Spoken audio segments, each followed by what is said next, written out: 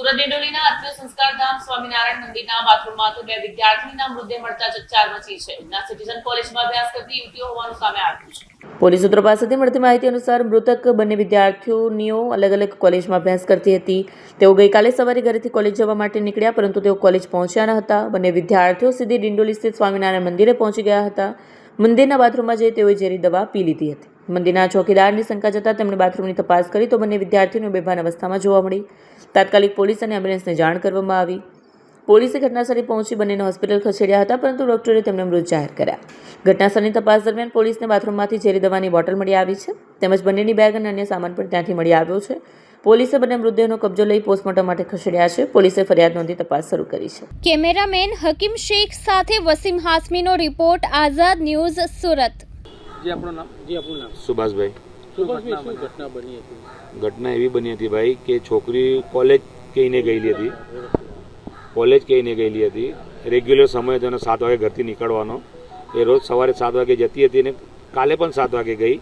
7 વાગે ગયા પછી એનો ટાઈમ હતો 12:30 1 વાગે ઘરે આવવાનો. તો 12:30 1 વાગે અમે રાહ જોઈ. એના પછી અમે ફોન કર્યા તો અમારો ફોન ઉચકો નહીં. પછી બધા સગા સંબંધી ભેગા થયા કે ભાઈ છોકરી ફોન નથી ઉચકતી. તો અમે બધાના મોબાઈલમાંથી પોતપોતાના છોકરાઓ અમારા બધાના પોતપોતાના મોબાઈલ પરથી અમે એમને ફોલો કર્યો, પણ અમને કોઈ જવાબ મળ્યો નથી. એના પછી ટાઈમ થઈ ગયો 2, 2:30 3 વાગ્યા. તો અમે 3 વાગે ડિંડોલી પોલીસ સ્ટેશનમાં અમે જઈને FIR નોંધાવી. ત્યાંથી અમને એવું કીધું કે પહેલાં તમે શોધખોળ કરો, પછી 24 કલાક પછી અમે અમારી કાર્યવાહી શરૂ કરીશું. તો અમે અમારી રીતે અમે શોધખોળ કરી. તો અમને લોકેશન ખબર પડી, ખરવાસા ફર્યા, આખું ગામડામાં ફર્યા, ખેતરોમાં ફર્યા, બધે ફર્યા. પછી કોઈ અમને મળ્યું નહીં. પછી 8, 8:30 9 વાગ્યાની આ દરમિયાન અમને ખબર પડી કે ગાડી અહીંયા એ જગ્યા પર એમની છે, સ્વામિનારાયણ મંદિર છે, ત્યાં મળી. તો અમે ત્યાં ગયા તો સ્વામિનારાયણ મંદિર બંધ થઈ ગયેલું. તો અમે ખોલાવ્યું, આખું અમે ચેક કર્યું, XYZ રૂમથી લઈને બાથરૂમથી લઈને તો ઉપર નીચે બધું ચેક કર્યું. પછી અમે છેલ્લે 11 સાડા 11 વાગે પછી એવું અમને ફીલ થઈ કે ઉપરના લાઇટ કેમ ચાલુ છે, ફર્સ્ટ ફ્લોર યા સેકન્ડ ફ્લોરનો બાથરૂમનો લાઇટ હતો. એ પછી અમે જોઈને જોયું તો અંદરથી લોક હતો. તો પ્રશાસનને ત્યાં લોકોને બોલાવ્યા, એમને કીધું કે ખોલાવો. તો એ લોકો ખોલવાની કોશિશ કરી, ચાવી કંઈ મળી નહીં. તો અમે તોડીને પછી બારણું ખોલ્યું તો જોયું તો બેવ નીચે ફર્સ્ટ પર પડેલી હતી. પછી એમને ફટાફટ અમે ઉચકીને ફટાફટ અમે હોસ્પિટલે લઈ ગયા પ્રાઇવેટ. ત્યાં અમને ના પાડી દીધી. પછી ત્યાંથી અમે 108 બોલાવીને પછી સિવિલમાં લાવી લીધી. રૂમમાં શું પડેલું હતું કંઈ તમે જાણો? રૂમમાં અમે એટલા એ ટાઈમે ગભરાઈ ગયેલા હતા કે અમને કંઈ જ ખબર નથી કે આજુબાજુમાં શું છે, કેવી રીતના છે, શું છે.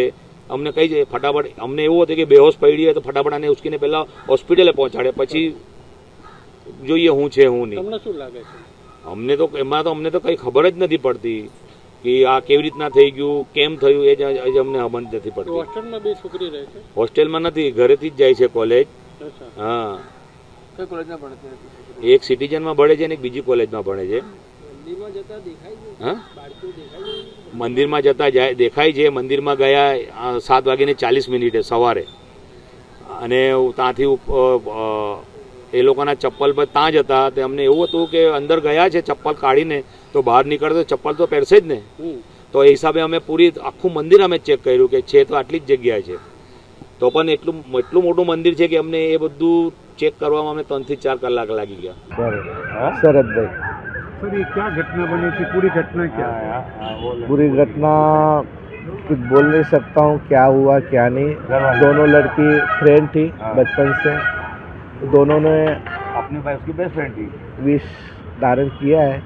दोनों बच्चियों का नाम? दोनों बच्चियों का, एक मेरी लड़की का नाम रोशनी शरद सिरसाट है, और दूसरी जो लड़की है उसकी फ्रेंड, उसका नाम जोशना चौधरी है.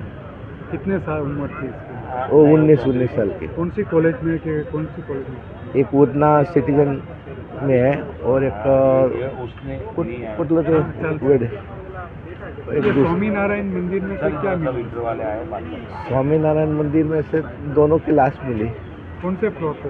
फर्स्ट फ्लोर पे, वॉशरूम में. आप क्या चाहते हो प्रशासन? मैं कुछ नहीं, जो भी हो इंक्वायरी हो और छानबीन हो, क्यों हुआ, क्या कारण से हुआ.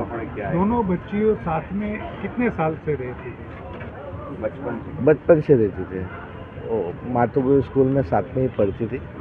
हाँ, फर्स्ट ईयर में अलग अलग कॉलेज में चेंज हुआ.